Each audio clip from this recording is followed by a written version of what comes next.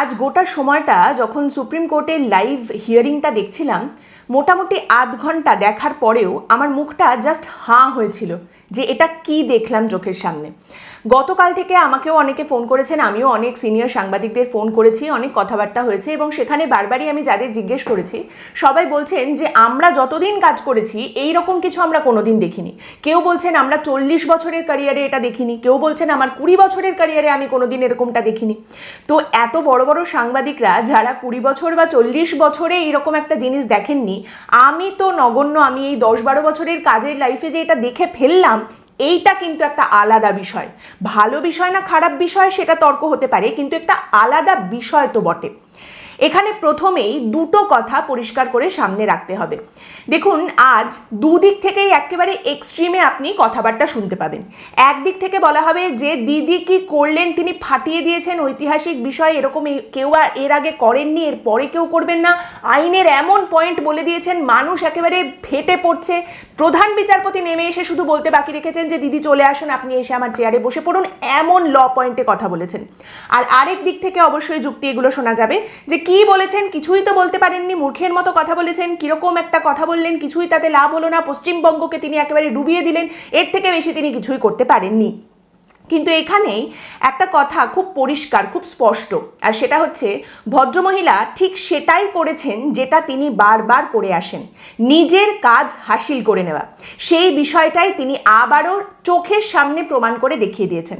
দেখুন, এই যে ব্যাপারটা, যে কথাটা বলে a politician shouldn't be afraid to get her hands dirty, কি করে নিজের হাত নোংরা করতে হয়, কথাটা যে বলা হয় a politician shouldn't be afraid to make a mockery of herself, কি করে নিজেকে ওই জায়গায় নিয়ে যেতে হয়, সেই টেনাসিটির জায়গাটা তিনি আরও একবার স্পষ্ট করে সামনে রেখে দিয়েছেন যে আমার কাজ হাসিল করার জন্য, আমার রাজনৈতিক স্বার্থ চরিতার্থ করার জন্য আমাকে যা করতে হবে আমি করব।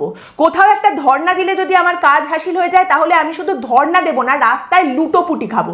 কোথাও একটা বসে থাকলে যদি আমি জানি যে আমার কাজটা হাসিল হবে, তাহলে আমি শুধু বসে থাকবো না, আমি একেবারে তাঁবু খাটিয়ে বসে পড়বো। এই যে টেনাসিটি, নিজের রাজনৈতিক স্বার্থ চরিতার্থ করার জন্য, এই জিনিসটা তিনি দেখিয়ে দিয়েছেন। এবং এটা করতে গেলে তিনি যে কাজটা করছেন সেটা দেখে কেউ হাসলো, কেউ কাঁদলো, কেউ তার জন্য প্রচণ্ড কষ্ট পেল, নাচলো গাইলো, তাতে তার বিন্দু মাত্র কিচ্ছু এসে যায় না। মমতা বন্দ্যোপাধ্যায় আজ আদালতে গেছেন এবং সেই নিয়ে অনেকেই অনেক কথা বলছেন, একটা চর্চা হচ্ছে, ছবিও অনেকেই তৈরি করছেন যে মমতা বন্দ্যোপাধ্যায় আইনি পোশাক পরে আদালতে গেছেন কথা বলতে। আমরাও থাম্বনেলে ব্যবহার করেছি, কিন্তু সেটা একটা প্রতীকী ছবি। বেসিক্যালি মমতা বন্দ্যোপাধ্যায় এই যে আজ সুপ্রিম কোর্টে গিয়ে কিছু বক্তব্য রেখেছেন, এখানে কিন্তু তিনি একজন আইনজীবী হিসেবে মামলা লড়তে গেছেন, বিষয়টা তা নয়। একদম টেকনিক্যালি যদি দেখা যায়, তাহলে তিনি গেছেন পার্টি ইন পার্সন হিসেবে।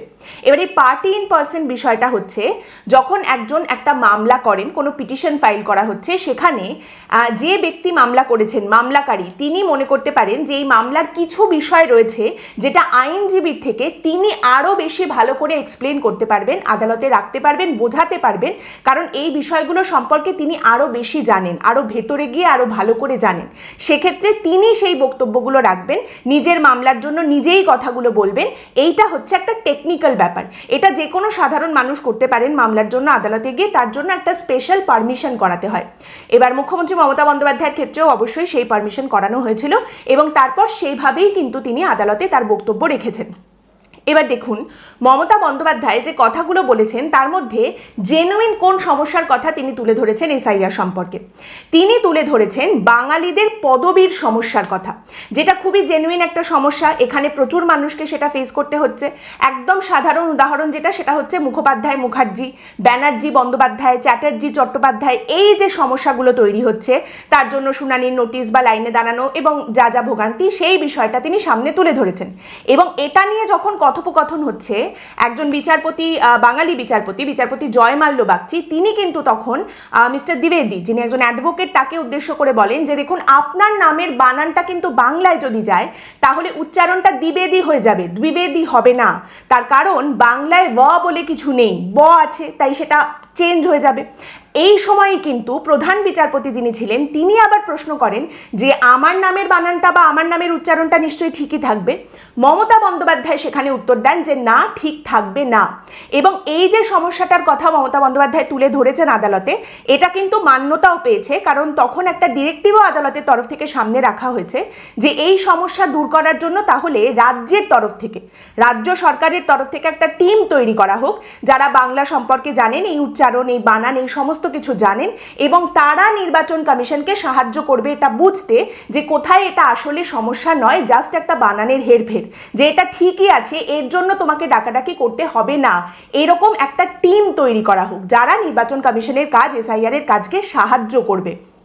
এবার এইখানেই বিষয়টা দেখুন, মমতা বন্দ্যোপাধ্যায় একটা জেনুইন সমস্যার কথা তুলে ধরেছেন, তার নিরিখে একটা নির্দেশও সামনে এসেছে, কিন্তু এখানেই মমতা বন্দ্যোপাধ্যায় তার মধ্যেই কিন্তু সেই সমস্যার একটা সাবসেটও তৈরি করে একদম তার ভোট ব্যাংক, যেটা তার জন্য প্রয়োজনীয় এবং তার জন্য দরকারি, সেটাকেও টার্গেট করে তিনি বলছেন কাদের জন্য এটা সব থেকে বেশি সমস্যা তৈরি করছে। যে মেয়েদের বিয়ে হয়ে গেছে, বিয়ের পর যাদের পদবি পরিবর্তিত হয়েছে, বিয়ের পর যারা অন্য জায়গায় গিয়ে থাকতে শুরু করছে, তাদের কিন্তু এক্ষেত্রে সব থেকে বেশি সমস্যা হচ্ছে। তাহলে একটা সমস্যার কথা তুলে ধরে সেখানে আবার সাবসেট করে তিনি কিন্তু নিজের ভোট ব্যাংককে টার্গেট করে নিয়েছেন আদালতে দাঁড়িয়েও। এই যে বিষয়টা, এইটা হচ্ছে political acumen. This is why she is a shrewd politician. এবং তারই সঙ্গে বলতে হয় একজন সিএম, চিফ মিনিস্টার, তিনি গিয়ে দাঁড়িয়ে এই সমস্যার কথা বলায় বিচারপতিরা যেভাবে কলমের এক খোঁচায় একটা নির্দেশ সামনে রেখে দিয়েছেন যে আচ্ছা ঠিক আছে, এটা একটা সমস্যা এবং তার জন্য এটা সমাধান হতে পারে, তাবড় তাবড় বড় বড় উকিলরা কিন্তু 3-4 দিন 5 দিন পরে গিয়ে হয়তো এরকম একটা ডিরেক্টিভ পেতে পারতেন। কপিল সিব্বলের মতো বড় বড় আইনজীবী যারা রয়েছেন তারা কিন্তু এই জিনিসটা সেভাবে নিয়ে আসতে পারতেন না, যেটা মমতা বন্দ্যোপাধ্যায় আজ সুপ্রিম কোর্টে দাঁড়িয়ে 5 মিনিটে আদায় করে নিয়ে এসেছেন। তাহলে সবই তো ভালো, মমতা বন্দ্যোপাধ্যায় সবই ভালো করেছেন, তাহলে সমস্যাটা কোথায়? সমস্যাটা হচ্ছে মমতা বন্দ্যোপাধ্যায় সুপ্রিম কোর্টে দাঁড়িয়ে প্রধান বিচারপতির বেঞ্চের সামনে দাঁড়িয়ে আজ যেটা করলেন, যেভাবে কথা বললেন, এর থেকে অনেক কম ঔদ্ধত্য দেখানো, এর থেকে অনেক কম কিছু করার জন্য আদালতে আইনজীবীদের যেভাবে আদালতের কাছ থেকে, বিচারপতিদের কাছ থেকে ভর্ৎসনা শুনতে হয়েছে, তার এক কণাও মমতা বন্দ্যোপাধ্যায়কে আজ শুনতে হয়নি।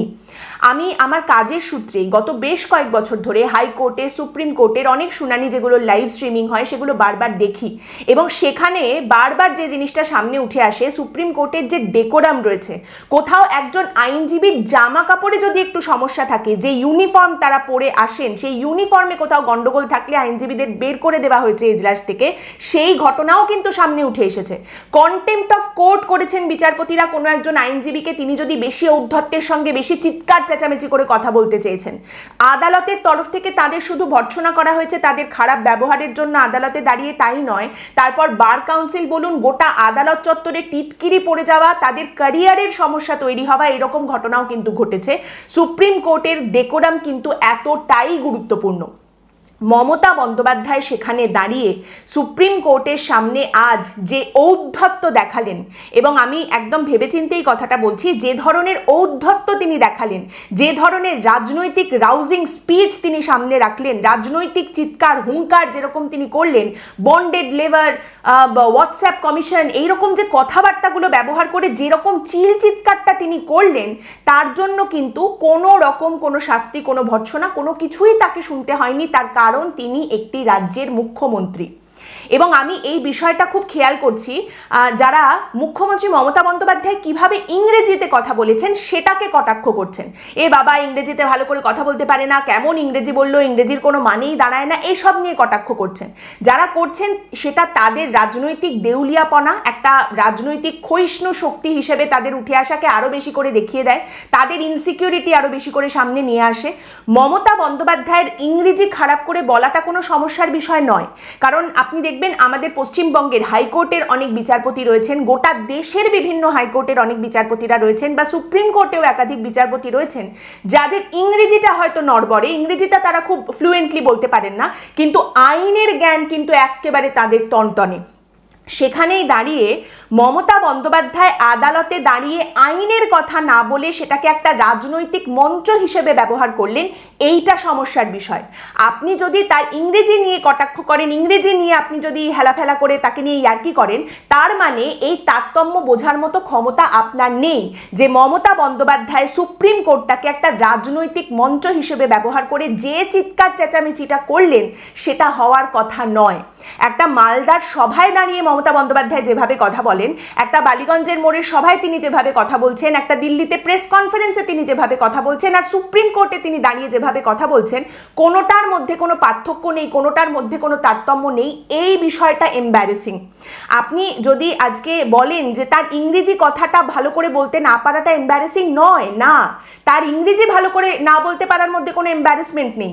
এম্বারেসিং বিষয় এটা যে একটা রাজ্যের মুখ্যমন্ত্রী হিসেবে সেখানে গিয়ে আদালতের কাছ থেকে যে সম্মানটা তিনি পেয়েছেন, যেখানে আদালতের তরফ থেকে বলা হচ্ছে যে আপনি এসেছেন মুখ্যমন্ত্রী, আপনি 5 মিনিট কেন, আপনি 15 মিনিট কথা বলুন।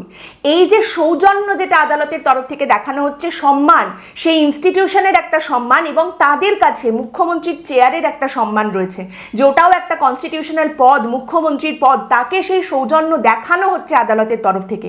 কিন্তু সেই সৌজন্যটা দেখার পরেও যিনি সেই সম্মানটার অপব্যবহার করছেন, আদালতটাকে রাজনৈতিক মঞ্চ হিসেবে তার রাউজিং স্পিচ দেওয়ার জন্য, হুঙ্কার দেওয়ার জন্য ব্যবহার করছেন, এইটা এম্বারেসিং বিষয়।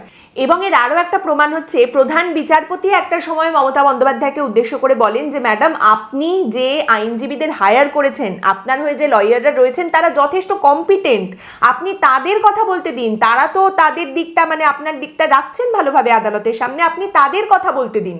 কিন্তু এই তো হচ্ছে সমস্যা, দিদি কাউকে কথা বলতে দেবেন কি করে?